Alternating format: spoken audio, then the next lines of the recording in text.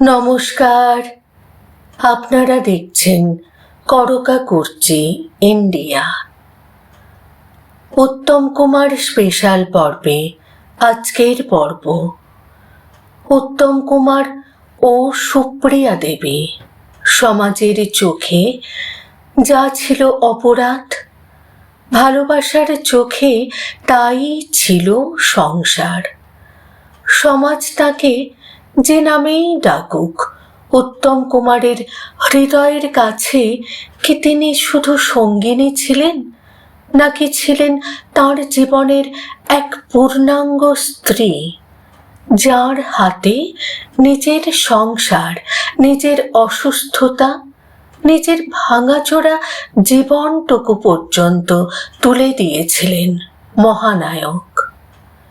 চলুন তাহলে আজকের পর্ব শুরু করি। কিছু সম্পর্কের কোনো সামাজিক নাম হয় না, কিছু ভালোবাসা আদালতের কাগজে স্বীকৃতি পায় না, আর কিছু মানুষ সমাজের দেওয়া পরিচয়ে অনেক ওপরে উঠে কারো জীবনের সঙ্গে এমনভাবে মিশে যান যে তাকে আলাদা করে দেখাই অসম্ভব হয়ে ওঠে। মহানায়ক উত্তম কুমারের জীবনেও এমনই এক সম্পর্কের নাম সুপ্রিয়া দেবী। সমাজ হয়তো তাকে নানা নামে চিনেছিল।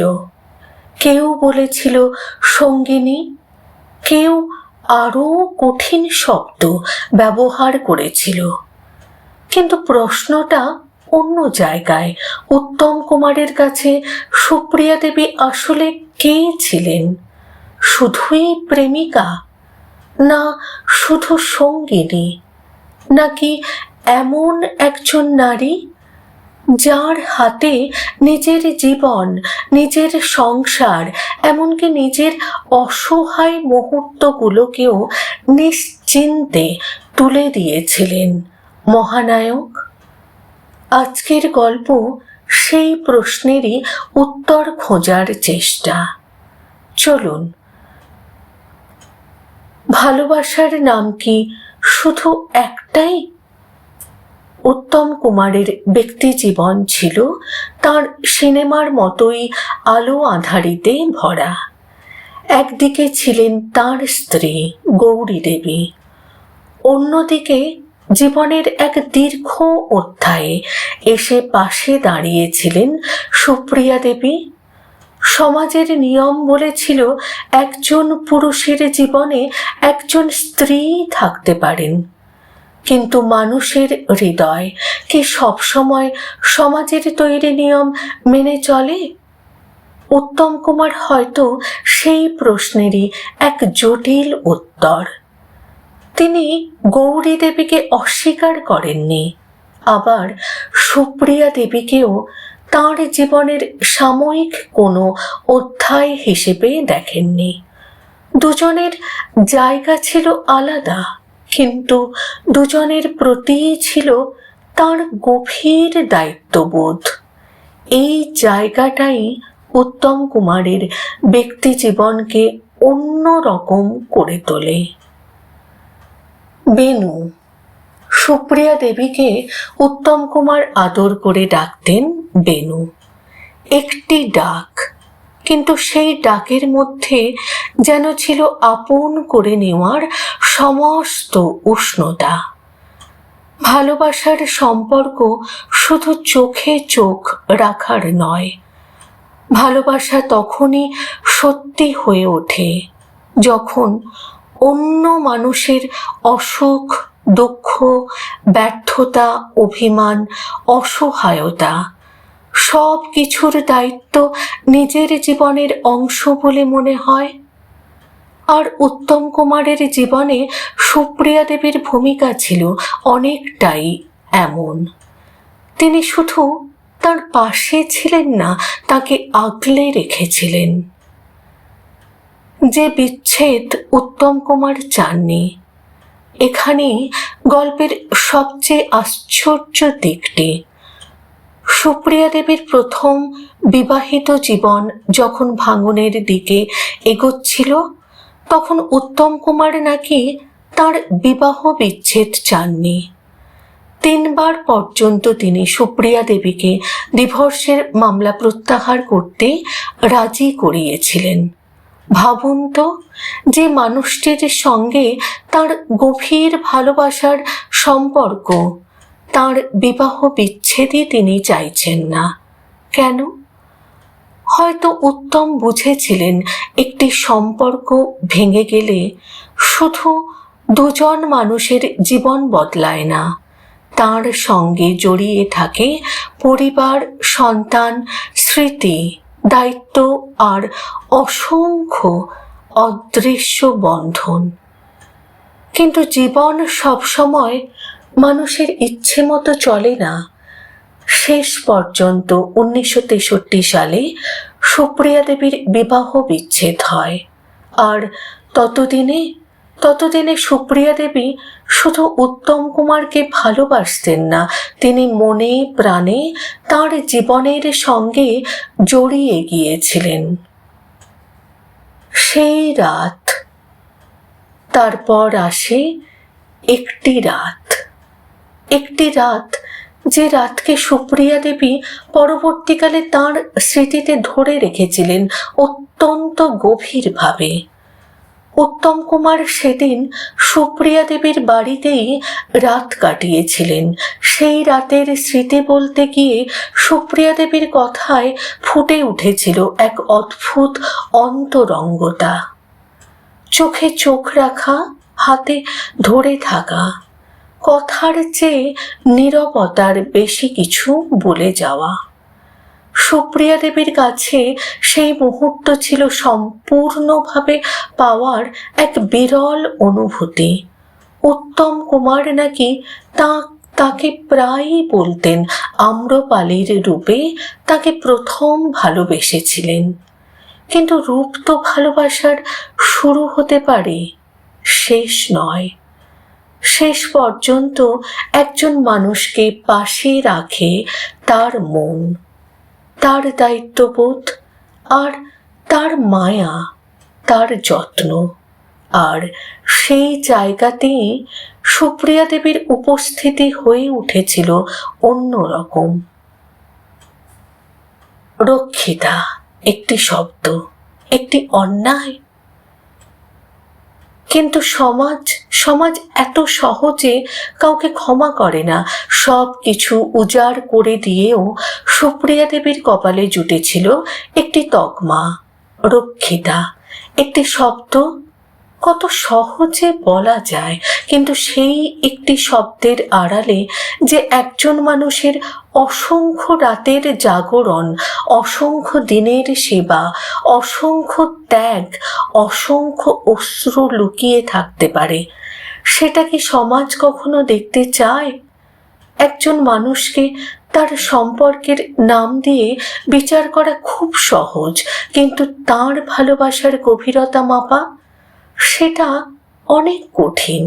আর সুপ্রিয়া দেবীর জীবনের গল্পটা হয়তো সেখানেই সবচেয়ে বেদনাদায়ক। শ্যামল মিত্র যে সুপ্রিয়াকে দেখেছিলেন, প্রখ্যাত সুরকার ও গায়ক শ্যামল মিত্র কিন্তু সুপ্রিয়া দেবীকে অন্য চোখে দেখেছিলেন। তিনি দেখেছিলেন এমন এক নারীকে যিনি শুধু উত্তম কুমারের জীবনের সঙ্গী নন, বরং তার ভেঙে পড়া সময়ের আশ্রয়। ভালোবাসা দিয়ে, সেবা দিয়ে, নিজের যত্ন দিয়ে এক বিপর্যস্ত মানুষকে কিভাবে আবার জীবনের দিকে ফিরিয়ে আনা যায়, শ্যামল মিত্র নাকি তার সাক্ষী ছিলেন। ময়রা স্ট্রিটের বাড়িতে উত্তম সুপ্রিয়ার আড্ডায় নিয়মিত যেতেন শ্যামল মিত্র। সেখানে চলতো গান, চলতো গল্প, চলতো হাসি আড্ডা, আর তার সঙ্গে থাকতো সুপ্রিয়া দেবীর হাতের রান্না। সেই বাড়ির সঙ্গীত মুখর রাতের সাক্ষী ছিলেন শ্যামল মিত্রের ছেলে সৈকত মিত্র। ছোটবেলার স্মৃতিতে তাঁরা ছিলেন উত্তম কাকু এবং সুপ্রিয়া আন্টি। কি আশ্চর্য! সমাজ যেখানে সম্পর্কের হিসাব করছিল, সেখানে একটি শিশুর চোখে তাঁরা ছিলেন নিছক আপনজন। বৌঠান না বলা পর্যন্ত উৎসব অসম্পূর্ণ।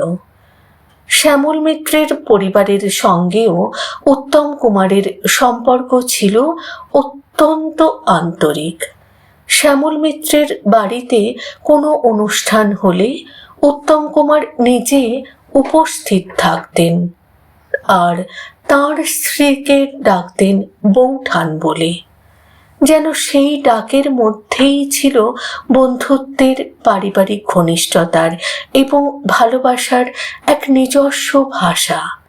এমন সম্পর্কের হিসাব কি শুধু প্রথম আর দ্বিতীয় দিয়ে করা যায়? হয়তো যায় না। উত্তম কুমারকে বুঝতে হলে উত্তম কুমারকে শুধু পর্দার নায়ক হিসেবে দেখলে তার ব্যক্তি জীবনের এই অধ্যায়টি হয়তো অস্বস্তিকর লাগবে, কিন্তু মানুষ হিসেবে দেখলে গল্পটা অনেক বেশি জটিল। তিনি ভুল করেছেন কিনা তার বিচার ইতিহাস করবে।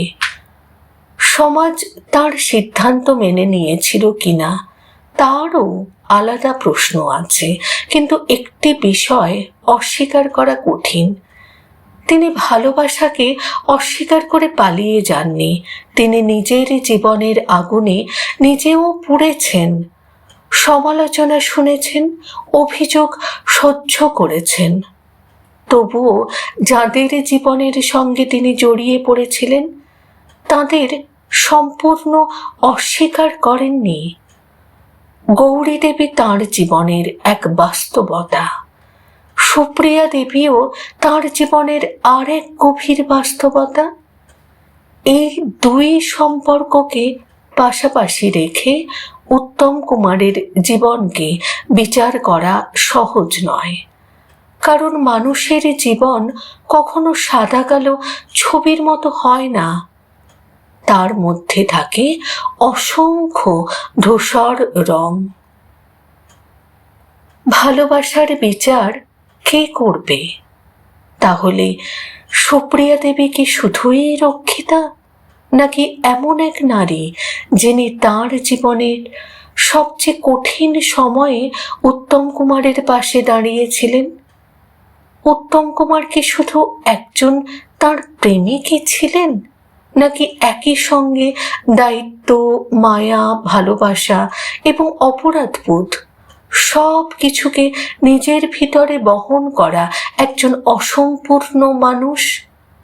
হয়তো সত্যিটা কোথাও মাঝখানে, কারণ মহানায়কও তো শেষ পর্যন্ত একজন মানুষই ছিলেন। পর্দায় তিনি ছিলেন হাজার মানুষের স্বপ্নের নায়ক, কিন্তু পর্দার বাইরে সেখানেও ছিল তার কান্না, দ্বিধা, ভালোবাসা, ভুল, দায়িত্ব আর কিছু অসমাপ্ত সম্পর্ক। তাই হয়তো উত্তম কুমারের জীবনের সেই অধ্যায়কে শুধু গসিপ দিয়ে বিচার করা অন্যায়। বরং এইটুকু বলা যায়, কেউ তাকে ভালোবেসেছিলেন হৃদয় দিয়ে, কেউ সংসার দিয়ে, কেউ দায়িত্ব দিয়ে। আর উত্তম কুমার, তিনি তাদের প্রত্যেকের জীবনেই নিজের মতো করে একটি দীর্ঘ ছায়া রেখে গিয়েছিলেন। ভালোবাসার কোনো আদালত নেই, তার কোনো সাক্ষী নেই, কোনো প্রমাণপত্র নেই, কোনো শিলমোহরও নেই। তবু কিছু ভালোবাসা মানুষের মৃত্যুর পরেও বেঁচে থাকে। উত্তম কুমার চলে গেছেন বহু বছর আগে, কিন্তু তার জীবনের মানুষগুলো, তার ভালোবাসা, তার ভুল, তার অভিমান, তার সম্পর্ক আজও আমাদের ভাবায়। হয়তো এটাই মহানায়কের সবচেয়ে মানবিক দিক। তিনি নিখুঁত ছিলেন না, তিনি ছিলেন একজন মানুষ, আর মানুষের গল্প কখনো নিখুঁত হয় না। করকাকুর্চি ইন্ডিয়ার পক্ষ থেকে আজ এখানেই বিদায় নিই। ভালো থাকুন, বাংলার সোনালী দিনের গল্পের সঙ্গে থাকুন। আর মনে রাখবেন, পর্দার মহানায়ককে সবাই চেনে, কিন্তু মানুষ উত্তম কুমারকে জানতে হলে তার জীবনের আলো আঁধারির পথেও হাঁটতে হয়। নমস্কার।